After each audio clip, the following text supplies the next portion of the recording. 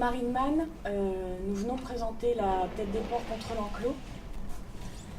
Donc La tête des porcs contre l'enclos, c'est l'histoire d'un trajet particulier. C'est l'histoire d'une jeune femme qui a grandi dans un contexte familial violent et de la relation qu'elle entretient à son père, une relation qui est loin d'être dénuée d'amour, mais où le langage passe par celui de la violence physique. Et comment ces impacts physiques et émotionnels impriment en elle une certaine façon d'être au monde. C'est l'histoire de ce parcours qui est jalonné de ces impacts. Et puis, comme dirait Gilles Deleuze, le parcours personnifie l'individu. Et Gilles Deleuze a basé et fondé sa théorie sur les écrits de Fernand Deligny. Fernand Deligny, qui était un éducateur spécialisé, qui a travaillé avec des autistes et qui a quitté l'institution pour créer des lieux libres, notamment la ferme de Monoblé dans les Cévennes. Et donc il est parti avec éducateurs et autistes dans ce lieu en laissant vraiment les autistes en liberté. Et puis peut-être par mimétisme, ils ont commencé à participer à la réfection de cette ferme, à prendre des outils et voilà, à vivre cette chose-là, c'est-à-dire sans contrainte sociale, en tout cas.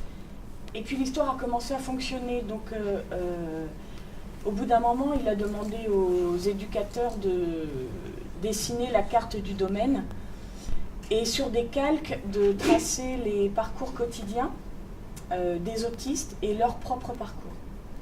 Et puis il a superposé les calques et là il s'est rendu compte que les autistes s'étaient recréé un territoire avec une frontière qu'ils n'outrepassaient pas, et cela bien qu'il n'y ait pas de langage entre eux, ni de communication verbale en tout cas.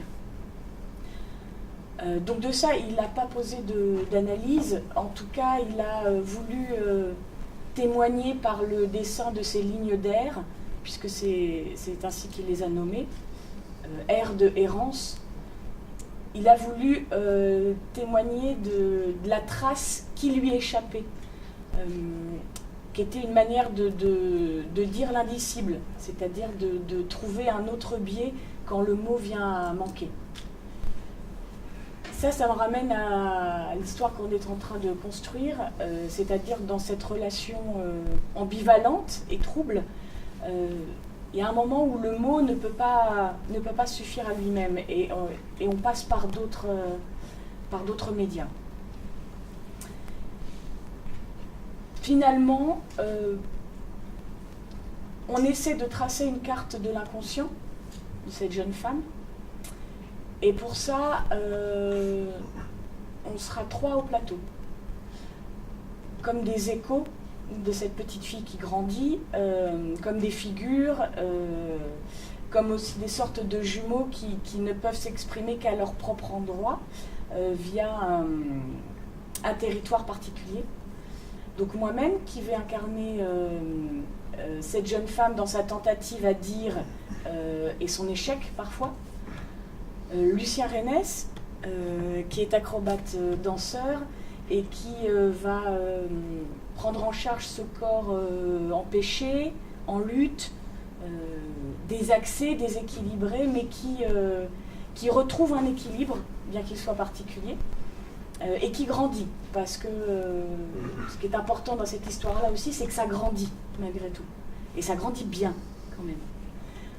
Vincent Fortan, qui est artiste plasticien et visuel, qui va rendre visibles les lignes qui constituent ce territoire et ce parcours particulier.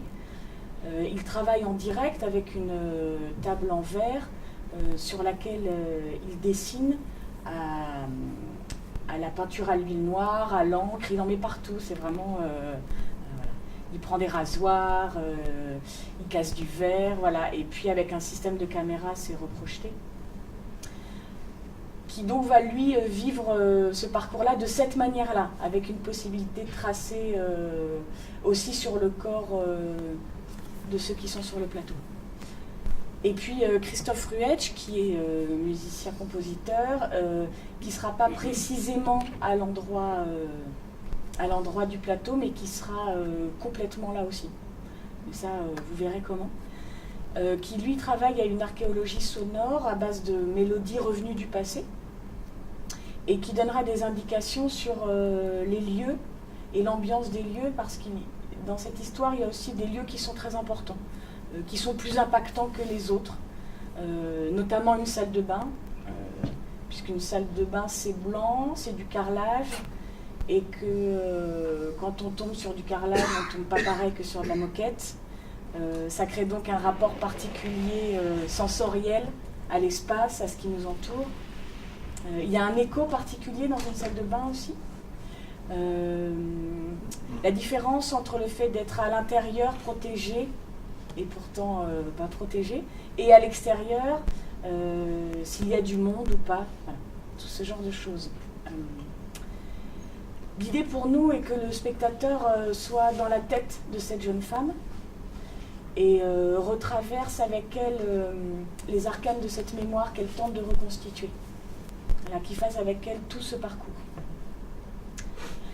Alors tout ça, ça commence par un texte, voilà, puisque c'est nommé théâtre. Un texte qui est découpé en impact chronologique, dont nous allons vous faire écouter tout de suite un extrait.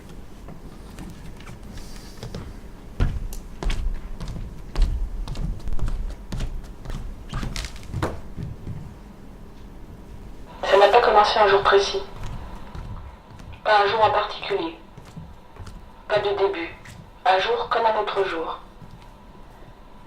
Je ne peux pas dire c'est ce jour-là que cette histoire commence. Je ne peux pas dire. Et pourtant c'est sur ma peau, dans mes os, tout à l'intérieur que ça s'inscrit. Point d'impact 1, 1979. Des anges sur le papier peint, rose et blanc. Le temps d'ici est rythmé par des éclairs blancs, des déflagrations d'humeur sur la chair. Le sang jaillit des genoux quand il se cogne au sol, monte aux joues par excès de chaleur, s'arrête soudain et reprend quand elle reçoit le talon dans la cuisse. Après, ça finit dans la tête. Ça reste dans la tête comme un tampon encreur. Ça devient le chronomètre des journées. Ça ne finit jamais de recommencer. Elle passe les heures à attendre que ça recommence.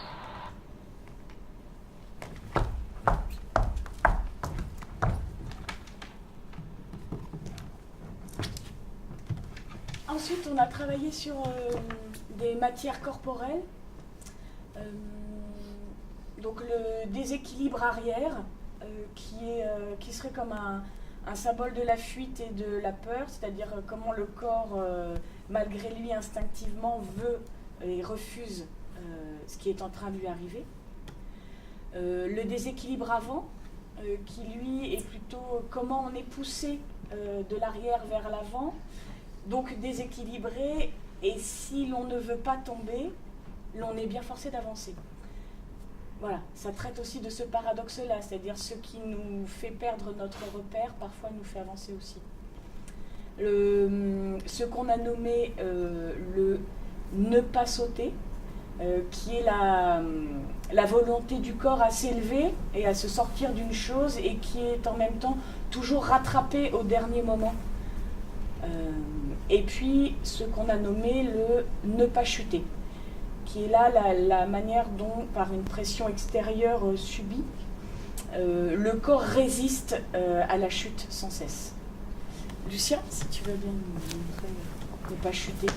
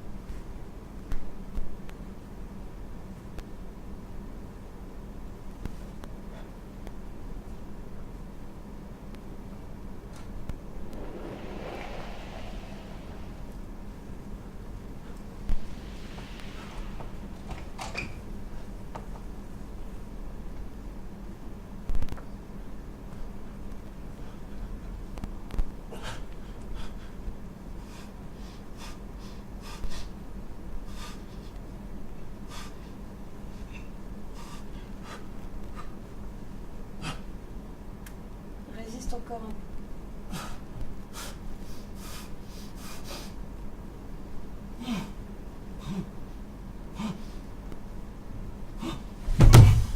Ok, tu peux recommencer s'il te plaît. Donc, et tu peux recommencer pendant que je parle. Voilà, c'est-à-dire c'est une chose qui continue sans cesse, qui ne cesse d'être subie. Ok. Et puis, ce qui est important aussi dans cette histoire, c'est le fait que cette jeune femme, en grandissant, évidemment, grandit avec un symptôme particulier. Et que ces symptômes-là, c'est ce qui nous caractérise aussi, tous autant que nous sommes, encore. Il y a quelque chose qui... on pourrait avoir envie de grandir avec un autre symptôme, mais on ne le choisit pas, en l'occurrence. Et cette chose-là, qui va durer toute notre vie, je le crois, et le moment où, sur le plateau, ces trois protagonistes vont être finalement dans le paradoxe un et une seule. C'est dans le symptôme que c'est comme ça qu'on va retrouver quelque chose. Merci. Tu peux rester debout, s'il te plaît. Et puis il y a un moment où ce qui se passe, c'est que la cause disparaît. Là, la cause, c'est la relation au père et le père, mais les effets continuent. Et donc le symptôme devient autonome.